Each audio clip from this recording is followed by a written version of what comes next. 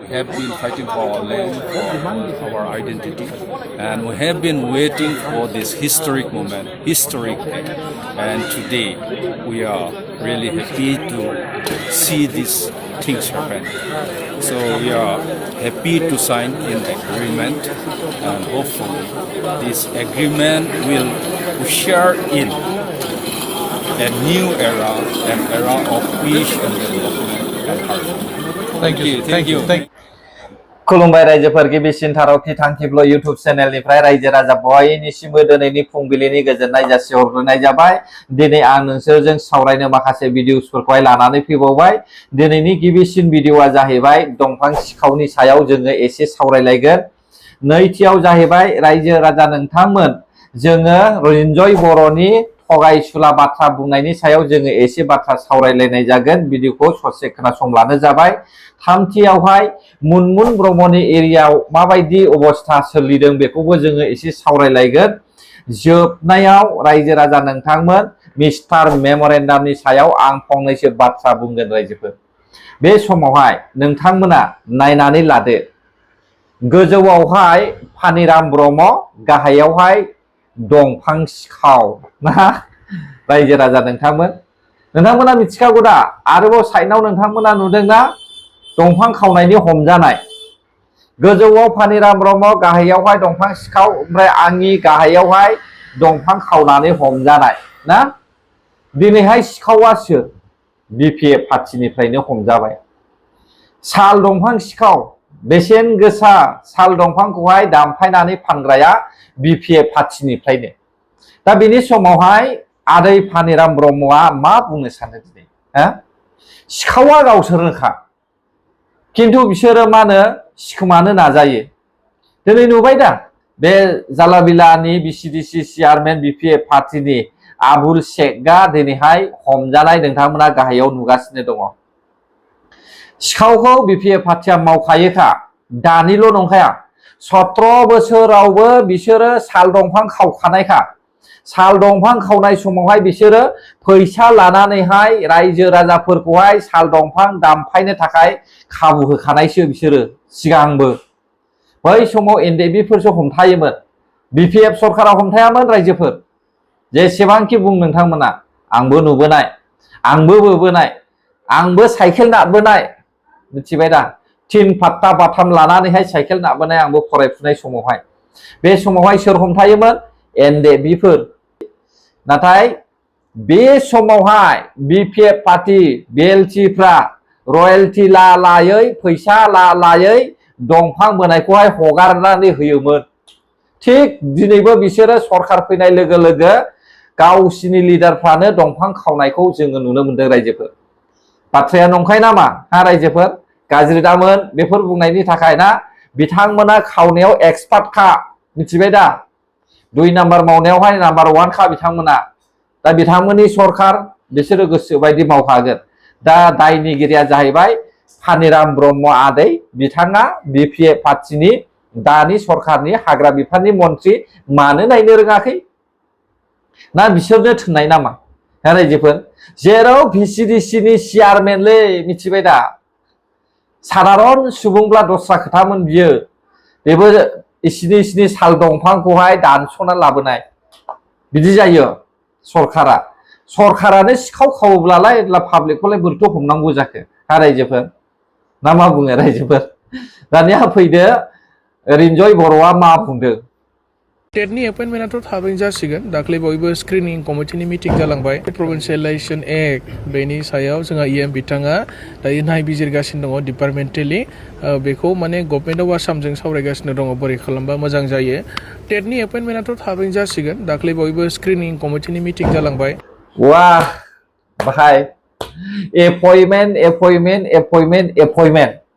3.5 बोसोरनिफ्रायनो खोनागासिनो दङ जोङो। टेट पास जानायफोरनि थाखाय एपइन्टमेन्ट लेटार होसिगोन, साख्रि होसिगोन होननानैहाय 3.5 बोसोरनिफ्रायनो खोनासंगासिनो दङ। थांनाय सरकाराबो हायाखिसै, नैबे दानि सरकारा 8 मास जाबावबाय, दासिमबो बिसोरबो मोनसेबो मावनो हायाखै। बै सरकार दाजेननायनिफ्रायनो बुंबोगासिनो दङ जासिगोन। नाथाय 8 मास जाफैबाय दासिमबो जासिगोन आरो मा बुंनायमोनलाय रिन्जय बर'आ 3 लाख थाखाखौहाय नैबे सप्तायावनो होनायनि खोथा बुंदोंना बुङाखैमोन बुंलाय थांनाय समावहाय बुंदों बियो नेक्स्ट सप्तायावनो होनाय जासिगोन होननानैहाय नेक्स्ट सप्ताब्लालाय नै गाबोननिफ्रायनो गोदान सप्ता फैबाय मानो इसेबां थगायो हायाब्ला खुगाबो बेखेवनो नाङा ना मा बुङो रायजो राजा नोंथांमोन 20,000 होबाय अके थोबाय ना मा बुङो रायजोफोर हाखाला बायदि नुहुरखाबाय जोङो मानोना बिथांमोननि खोथायानो बेलथायहैखाबायब्रा बेलथायाब्ला आङो सानगौमोन होमारगोन खोमा नाथाय बिथांमोना होहैगोनखौनो आङो नुवाखिसै बे 20,000 जोंनो थगायनानै दोनसिगोन सोरो थांनाय समाव जेरैबायदि 2 लाखखौहाय सोरनिबा एकाउन्टआव सोनानै होफ्लानानैहाय बाखिखौहाय गासैखौबो लाफिनजोबनानै एकाउन्टआव सोना होथारनायनि 10,000 थाखा होनाय बेफोरबायदिसो खामानि मावनो नागिरबाय नामा बिथांमोना अब्ला रायजोफोर नायनोसै समा दिन्थिलांगोन आरो नुलांबाय थागोन ना मा बुङो दानिया जोबनायाव रायजो राजा नोंथांमोन जोबनायाव नङा सरि नैबे मुनमुन ब्रह्मनि गाहायाव नुदोंना नोंथांमोना लामा बे लामाखौ आं खोनादों मुनमुन ब्रह्मनि जायगायावनो बे लामानि अबस्थाया हाब्रु गोजा होननानैहाय आरो बिथांनि साइडआवहाय लामा मोजाङानो गैया होननानै बुंदों अब्ला रायजोफोर 17 बोसोर मा मावनानै थाखो ना आरो नैबे 8 मास जाबाय बेफोरबायदि लामाखौथ' मुनमुन ब्रह्ममोन बायदि लिडारफ्रा गावनि पकेटजोंनो बानायथ'नानै होनो हायो गोसो गैया रायजो राजाफोरनि थाखाय मा होनो खामानि मावनो गोसो गैया रायजोफोर नोंथांमोना नुखादोंमोन दा सेक्रेटारियेटआवहाय रायजो राजाफोरखौ जुमुदै मुजुनाय सायावहाय मा होनना बुङो सना नाथाय सिङावहाय बियो हांगार फिथर मिथिबाय दा नोंथांमोना बेखौनो भट होदों थाबाय दाना हाब्रुलाबो थाबाय दालां गोबायलाबो गावबा गाव बानायनानै थाबाय ना मा बुङो रायजोफोर दानिया जोबनायाव मिस्टार मेम'रेन्डामनि पार्टी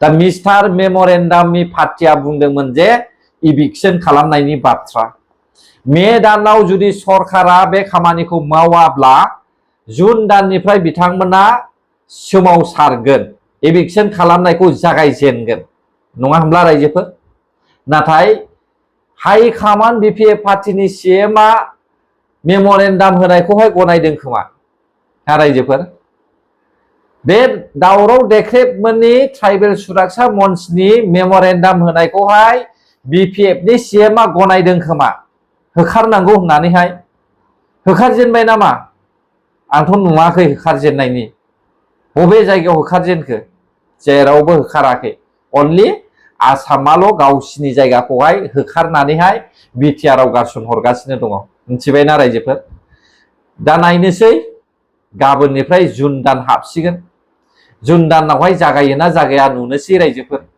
आरो जुदि जुन दानावहाय बिसोरो बे आयेन बेरेखा हा आवग्रिफैनायफोरखौ होखारनो हायाब्ला ट्राइबेल सुरक्षा मन्चनि मानसिफ्रा बिसोरनि खोथाखौ माब्लाबाबो दा खोनासं आरो बिसोरखौहाय ससियेल मिडियायावहाय बाथ्रा बुंनो रायजो राजाया खाबु दाहो रायजोफोर मानोना बर'नि दावराव दावसि खालामनानै होग्रा डेभेलपमेन्टखौहाय हमथानानै होनो नागिरग्रा इन्डास्ट्रिफोरखौहाय होथेग्रा बिसोरनो बर'फोरनि गेजेरावहाय मानोना बिसोरबायदि मानसिया गोदोनि बोराय दा गियाना बारा गैया रायजोफोर मिथिबायना साननाय हनाया खम माथ्र गावनिखौल' सानो दिनै नुवाखै गावबा गाव बड'लेण्ड दाबिनाया